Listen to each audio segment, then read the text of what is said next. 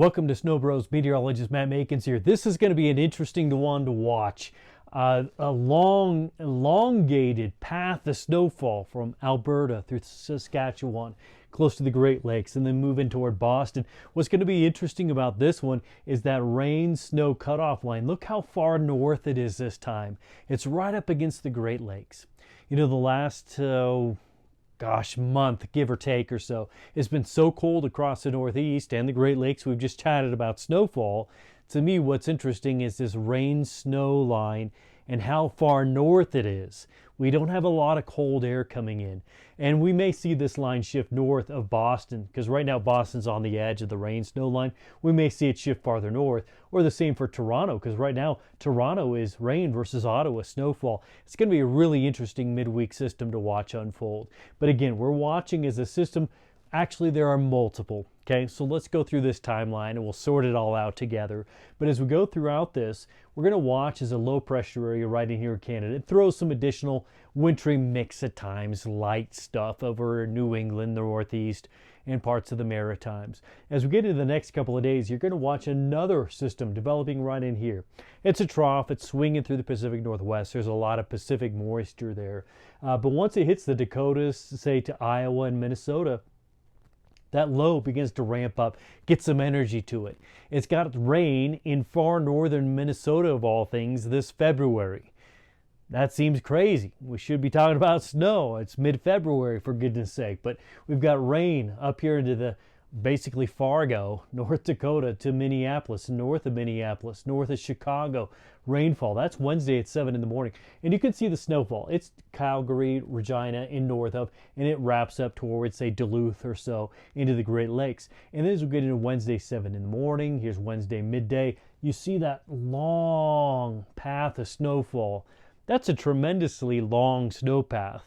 Most recently, about, 3 weeks ago or so, when we saw that path from New Mexico toward Boston, was another reminiscent long path of heavy snowfall. Well, we've got this long path of a snowfall, kind of a snow trough, if you will. It's not really a trough, but you get my meaning there. A long area of that snowfall. And it's kind of just that boundary of the cold versus the warm. And as we go into Wednesday night into Thursday, you're still seeing how far stretched out it is. I mean, the same basic energy is from north of Calgary, so Edmonton, north of Regina, all the way out toward Halifax. That's how long the snow train, if you want to call it that, is. And then it does weaken by Thursday into Friday, and there's another system here over Iowa that kind of tries to do something similar with the rain-snow mix, but it's not nearly as long. The path of impact is not nearly as long. So that's what's interesting. And we're going to do this over and over again. Several of these systems are going to come through. They're not really clippers. Some of them are clippers, but not necessarily all of them. But we're building a trough off to the west. That's improving the snowpack for the west, something that really hasn't been doing this calendar year. Kind of stopped in December. January was dismal for snowfall off to the west. But we're going to start to add to that impact. But you can see that snow line here, right in there, the yellows and the reds. Some of those locations, 1 to 2 feet of snowfall, pretty easy along that long stretch. That's a lot of mileage to cover for snowfall. Just into the Great Lakes, again, Minneapolis, Sioux Falls, down to Des Moines, Davenport, Chicago, you may actually just stay as rainfall. We're including some snowfall map here, but with a little snowfall, but it may just stay as rain. That's how warm this system is. But if you get up toward the Sioux and you're stretching out toward, say, Whitefish Point and out across the UP, there's going to be some pockets in there of 2 feet of snowfall. Easy. Some icing on Lake Superior also. And then you just stretch out toward New England, we'll have some snowfall in there too, and we'll break that down in just a moment. But watch, I think probably the most interesting aspect of this is that rain-snow line across New England. It's been a winter, right?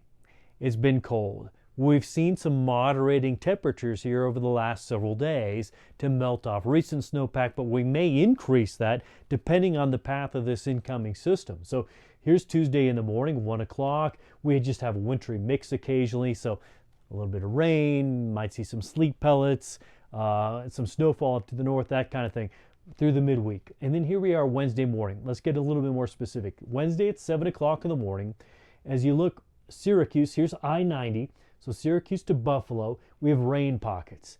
North of 90, you get into that kind of wintry mix, a rain-snow mix, perhaps some sleet pellets if we can do that. And then up into Canada, we have the snowfall. It gets heavier. This is Wednesday just after lunchtime, and now we've spread that snowfall out to the north side of Boston, but Boston down to Providence and over the Cape, at least in this general early projection, would be rainfall of all things, and along Syracuse and Buffalo along 90 and south of through 80, there's 70, down close to Baltimore and D.C. Those are going to be rain chances. And watch how steadily that rain-snow cutoff line basically loves I-90, of all things. I would not be totally shocked to see this shift northward. But for right now, there's been consistency on keeping that kind of that rain-snow cutoff line very close to I-90. And it stays that way into Thursday in the morning. Thursday afternoon, that energy is basically gone, it's used up. And then we'll be tracking another system moving in. But for this one system, that's with this rain-snow kind of contrast, if, let's just say theoretically, we get the cold enough air to move in at the same time to keep that snow line where it is along I-90 and northward, there's some really heavy snowfall. Like Boston, another 6 inches would be easy if we can tap into that cold.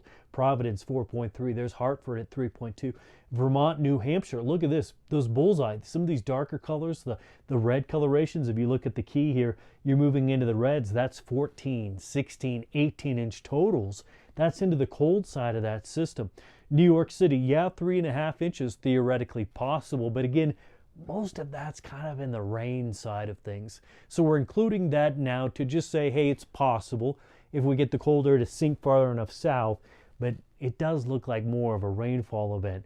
But if you look farther to the north, Burlington close to 8 inches, Augusta at 6.5, 7 inches, and then you look up into Canada, we have Quebec at 20 centimeters, Montreal at 15 centimeters. It's really going to be interesting to watch how this actually unfolds. It's such a long stretch of snowfall to be just a few miles off or a few counties off. One highway system off is going to change the ballgame from whether you just have rain or you actually have deeper, more impactful snowfall. 6 inches coming into Boston would be an impact by Wednesday night, Thursday morning, obviously. As you look at the snowfall totals, we're going through Sunday, so it kind of combines a couple of systems here. It's more than just the one that I just showed you, but this is a different model. So this would be the European version. And look right in here. This seems an outlier, okay? But it's got almost 11 inches in New York City. But if in the day, today or tonight or tomorrow, you catch some media or a social media profile out there talking about that, they're likely talking about the European model along I-80 from Pennsylvania into sections of mostly North Delaware, north side of Jersey into New York or Long Island, deeper snow. That's probably the model they're pulling that from. But again, as I walk through that animation with you, that may just stay as rainfall. So yeah, that's possible. But if you see that on a different source, that's where those deeper snowfall totals are coming from, is this particular model. Let me switch that. Okay, this is the American version of that same timeline, roughly the same timeline.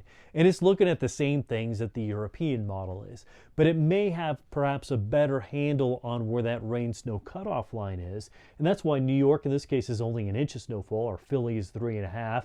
You see Providence, Hartford up to Boston, 3 to 6 inch range. It does have the pockets here in New Hampshire and Vermont, and the same in New York State, some of those deeper pockets there. And that makes sense because we're talking more of that colder air. But that's just a good contrast between the two models and what may happen and what you may see elsewhere throughout the next several days.